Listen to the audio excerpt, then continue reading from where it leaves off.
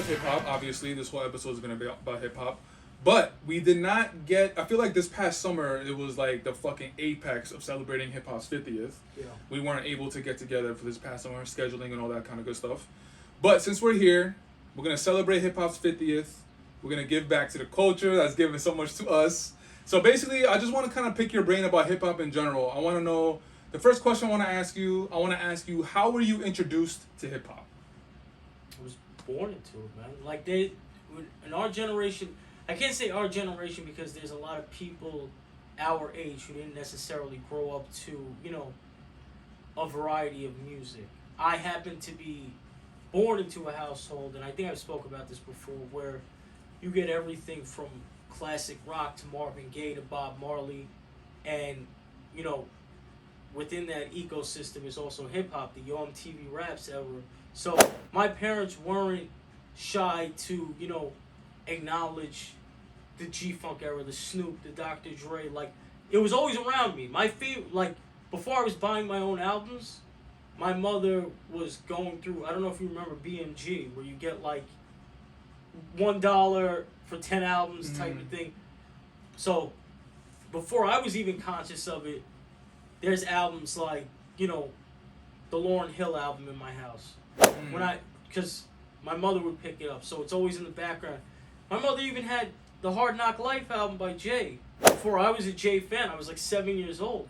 But because she liked Can I Get Her from the Rush Hour soundtrack. So it's hard to say where my moment is in terms of hip-hop. Because I remember, listening to the Batman Forever soundtrack, and Method Man is on there. I remember the Godzilla soundtrack, and Puff is on there. And these are my shit. Like, even, and as a kid, I would be remiss not to mention the Big Willie style album by Will Smith as a kid. Like, and that's very much, cookie cutter, bubblegum rap, but it introduces you to that sound. And Nas was doing a lot of writing on that album. But I would say, it's hard for me to pinpoint the time. I think the moment that always comes to mind was, this is random as shit. Love it. I'll never forget hearing Coolio Gangsta's Paradise for the first time. It was in the summer of, I want to say, 95. It was the first summer I was out here. And I'm on my lawn. And I remember hearing it, just hearing that hook. The Stevie Wonder, keep spinning.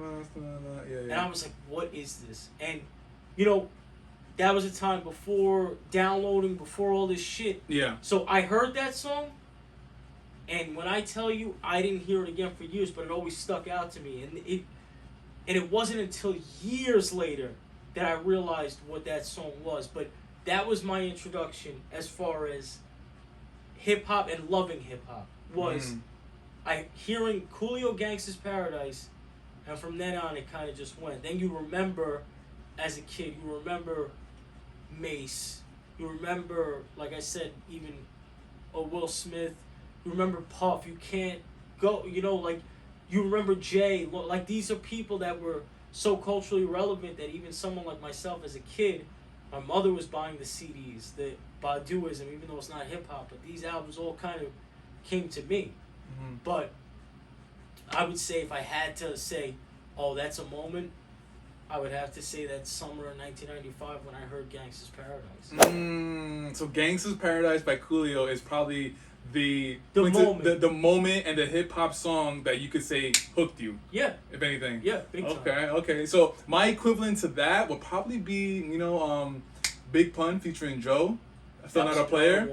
That shit was on MTV every fucking moment, bro. Whenever TRL was not on TV, that video was still playing, bro. Because around that time, MTV was still playing music videos, and that song was just repeating over and over and over. So I think if I had to pick one song that might have hooked me in, it might be that one. But as far as the way I was introduced into hip hop, it's actually interesting. So Diego and I were introduced to hip hop from our cousins. Our cousins were actually, we would go to our cousin's house in Queens, and every Saturday he'd have a bunch of his friends over, and we'd have like a family shindig, and we'd playing Super Nintendo, watching movies, watching TV shows. And at that time, the box was a big thing. Yeah. So he would be playing music videos on his room and his TV, and Diego and I, we were just kind of like soaking in everything, and he would be telling us, he was like, yo, this is one of my favorite songs, and then that's how Diego and I were introduced to hip hop. And then when we came back home, obviously we picked up, we tried to like catch up with what everybody was already listening to. So that's how I was introduced to hip hop. Mad random, but what's the first album that you bought with your own money? The album I'm gonna give you right now, you'll never fucking guess. But what about you? You give me first. I gotta think. I got you. Yo, the first album I bought with my own money, and you couldn't tell me shit, bro. I had this album on fucking repeat. Was fucking Loon. Loon, no, bro. That was a time though. Loon. I think it was like 2003. We were like just going into, I think, 7th grade, and Mace was doing his preacher shit, and Diddy was being Diddy, and was like, I need to replace Mace, so he got Loon. And dude, that album had, I just thought that like, I bought that album with my own money, so I kind of felt like mature, and I was like, it was Bad Boy. By that time I knew Bad Boy's history with Biggie, right, and Craig Mack and all that stuff. So I just felt like I was doing the right thing by buying that album. And then I just remember the whole summer, bro, I was just playing it. He had a joint with Khalees. Yeah, I think it's how you want that. Yeah, Tell me how you want that. Yeah. How do I still remember that, bro? Damn. That was my first album that I bought with my own money, dog. Shout out Loon. You know what the thing is? I think by the time that I even had a little chump change to even buy money, illegally downloading and ripping music was already a thing. Bootlegs were already a thing. So I can't recall what album I actually spent my own money on first. I can tell you that the first album that I sought out independently was Get Rich or Die Trying by 50 Cent. It was 50. And I remember getting a bootleg of that album. I never had that actual album until 10 years after it actually came out, because I always had the bootleg. But I'd say that's probably the closest thing, because I can't recall the first album that I went to the store like, here's my $10, because I was ripping music. I was not supporting the culture. I love the culture. We were all doing that at one point, so we're bootlegging shit. Shout out Napster.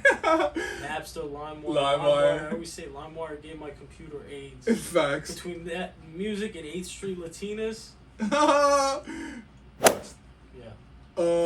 Okay, so now, since we've been in the hip hop, since we've been listening to hip hop for fucking ever, and this is the 50th year, we're celebrating hip hop. I know I'm gonna ask you for 3 of your favorite artists. 3 of your favorite artists, or you can go like 3 of the artists that impacted you the most, but kind of go within that realm. I know one of them. Yeah. Nas. We're talking hip hop specific. Hip hop specific, yeah. Nas obviously is one. Nas is obvious, and I mean, like I said, because the people who listen to or are gonna listen to this episode have listened to our prior episode. I don't think I need to do much talking about my appreciation for Nas. I think everyone is kind of already aware. But right behind him is AZ. AZ. That's someone like, when I think of, because there's different stages to You're the only one, bro. Since I've known you, since the day I met you, bro, you've been repping. Yo, AZ, send this guy a fucking check, bro. If you come across this, send this guy a check. AZ is just one of those, kind of gems, those diamonds in the rough, because there's just certain artists, like we're talking about our introduction. Our introductory period is different from the period that we fell in love with hip hop. Facts. There is a difference. There is a difference. And and if we're talking about the artists who made me fall in love with hip hop, Nas, AZ, and I have to give that to Pac as well. Pac was really the guy who I said, oh no, this is my type of music. There was a certain, Pac was a good rapper, but he didn't have the complexity of other rappers, which kind of worked to his benefit, because it made him easier to connect with as a kid, as someone who just kind of heard his music. Good production, a lot of good melody in his music, like such passion and raw emotion in it. That's what grabbed me. And then, so that's what made me kind of say, this is my shit. Just Pac, Me Against, specifically the All Eyes on Me album when it came to Pac. I never knew There's that. just something about that album that really changed something for me. But then, the guys who took it past that, where it's like, oh no, these are guys that, the way they dress, their whole style, I appreciated. Then you get Nas and you get AZ. They both rap their ass off.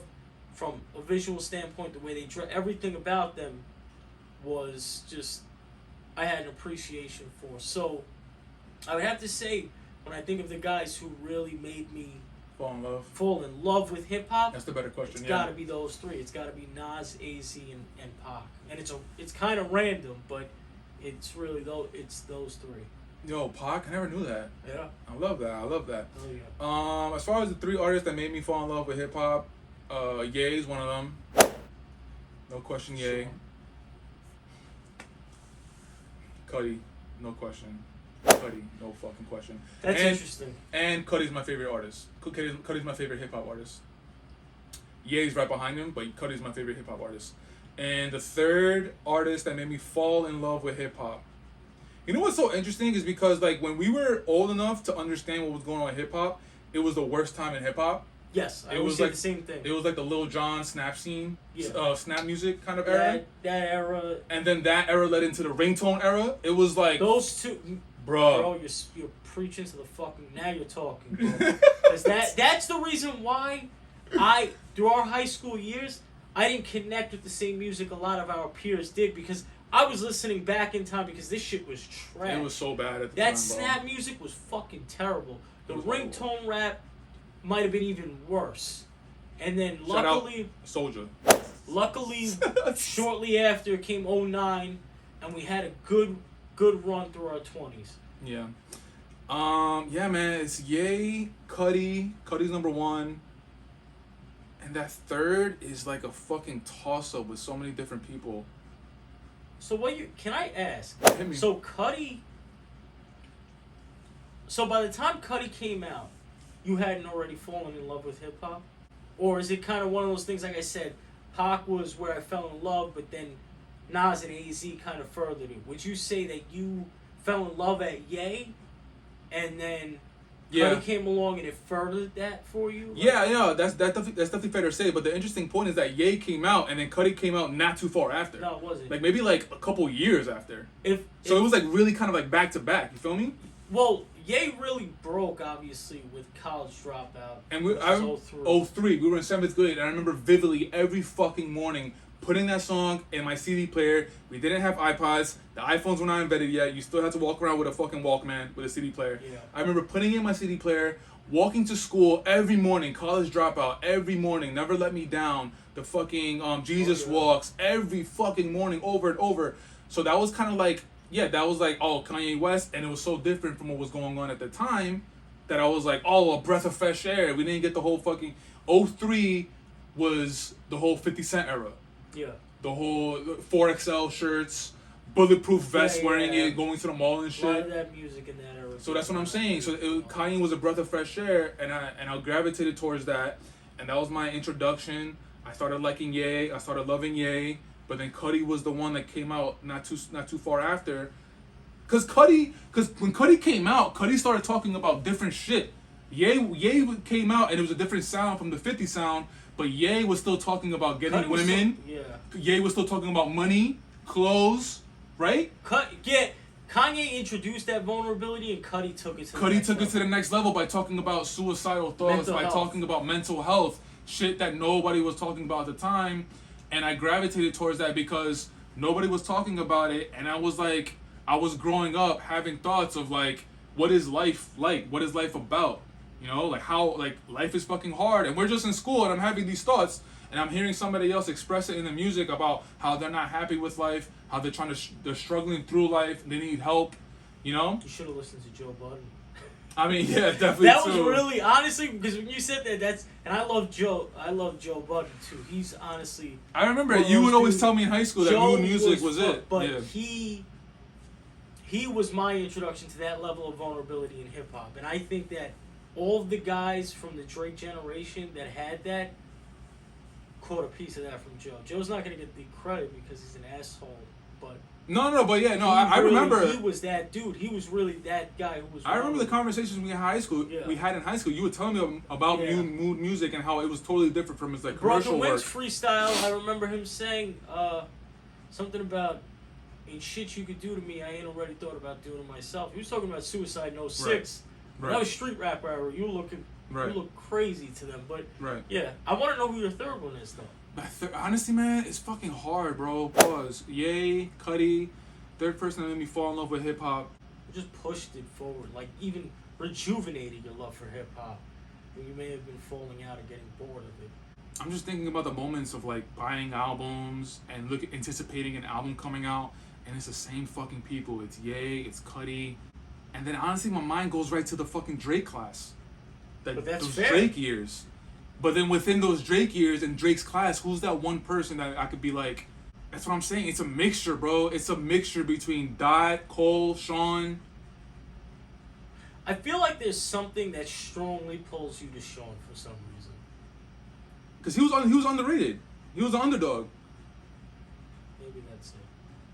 I think the first rapper of that generation but there's someone I feel like I'm missing. loved was Cole. Cole out the gate, I was like, this is the guy for me. I think it was the warm-up mixtape that did the warm-up? But yeah, I love Sean. I guess the third is to be continued. The third is to be continued, or if it's like, like a three-headed monster between the Drake class, or four-headed monster, whatever. All right, now the next question I want to ask, just a couple more questions before we wrap it up, because it's been a very long episode. Your 3 favorite albums? Oof. Shit. Hip-hop? Strictly hip-hop, baby. We're celebrating hip-hop's 50th, you heard? I'm freestyling, and I can't, damn. Yeah, I'm sorry. I should have given you a No, that's text earlier today. I think one of them we're sharing, Illmatic. Or I could be completely wrong. No, I can't because Illmatic I think is like a cemented hip hop classic. When I think of my 3 favorite, they kind of deviate from that. That's fair. I can tell you that the first album that comes to mind for me is The Infamous by Mobb Deep. Their second album.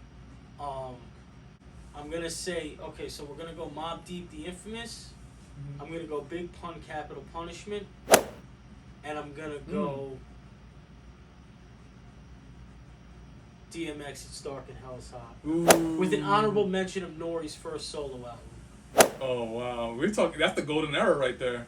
That's 98. That's 98, yeah. X and Nori all dropped in 98, and then the Mobb Infamous was 95. But I'm gonna say, just once again, I'm in full transparency. I'm gonna kick myself later because I know. It'd be an album. Yeah, because I didn't really think it through. No, again, I'll take that L because I could have prepared you a little better. I like it's better this way.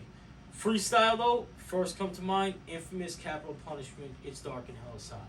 Oof. Honorable mention, NORD album. That's a Mount Rushmore, dog. The Mount Rushmore of fucking hip hop albums. 3 favorite albums of mine, hip hop. My Illmatic, like I mentioned. My Beautiful Dark Twisted Fantasy. Can't argue with that. That fucking moment right there, bro. The Good Fridays leading it. Yeah, no. Stop. We had a whole pod on that. You Facts. should check that out too. And I'm going with my man Cudi, yo. But the thing is with Cudi, what album? That's the thing. I could go Man on the Moon Part 1, which is that was a fucking earthquake in hip hop. I could go Man on the Moon 2. But one of my favorite Cudi albums that's underrated and that doesn't get enough love for me, it's In the Cut. In the Cut, that's when Cudi went into his Dr. Dre mode and he produced all the songs on the album, and that shit was crazy. But if I had to pick one Cudi album, I'm going In the Cut. I don't give a fuck. Yeah. I'm going In the Cut. In the Cut is my favorite Cudi album. So I'm going In the Cut. So I got my Beautiful Dark Twisted Fantasy, Illmatic, In the Cut. that fucking range is insane, nah, bro. That's cool though. I mean, that's fucking insane. And what was, bro. which Cudi album had the Kendrick Lamar feature Come Now? That's In the Cut. That's Solo Dolo Part 2. In the Cut. That record. That's one of his most hated records, actually. I fucking love that. Yeah? The drums on that shit, the percussion, and then I love the way Dot flowed over it too. I fucked with that. Yeah, that album, Cudi had Rocky, he had RZA, he had K-Dot, he had Haim, he had King Trip, obviously. He had like people that was just like, the last song, he has fucking Michael Bolton on it, bro. Respect. And it's like a 10-minute song. It's fucking insane. Respect. And he the way he blends it together.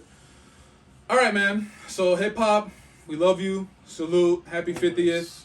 Yes, like Mike said, always we're gonna continue loving you, and until we see you for another 50th when we celebrate your 100th, right? We're gonna be around for it. We will be around for it. We're the children of like the hip hop generation. Facts. Like, you know, our parents, children of the rock and roll. Hip hop is. Well, more so your parents. My parents. Yeah, right. Yeah. My parents growing up in Ozone Park, Queens. It was. My parents grew up in Mexico. Right, so it's a Dominican different, Republic. right? Yeah. Different vibe, but yeah, it was. That's to define whether you love hip hop, you hate it. If you were born in our time, there's no arguing that hip hop was the music of our generation. I think it's changing now because that's just where we're at. But hip hop is the music. So, there's like 5 questions that popped in my head like right now, but just gotta cut it. Yeah, man, we've been at 2 hours, so we're gonna cut this right now. Thank you for tuning in to this episode. Before we sign off, we want to remind you to hit the links in the description for social media, for the Shia LaBeouf shirts, for Reddit, everything you want to find. The link will be in the description. Mike, my guy, I want to thank you so much for coming through. Always. First time in a while being in person. Are you gonna plug your OnlyFans? My OnlyFans? No, I don't have an OnlyFans. Maybe that might be that's gonna be on the docket. But Mike, again, I want to say thank you for giving me your time and energy. And this is not gonna be the last time we see you or hear of you. And we'll check you guys out in the next episode of the Time Flies podcast. Peace.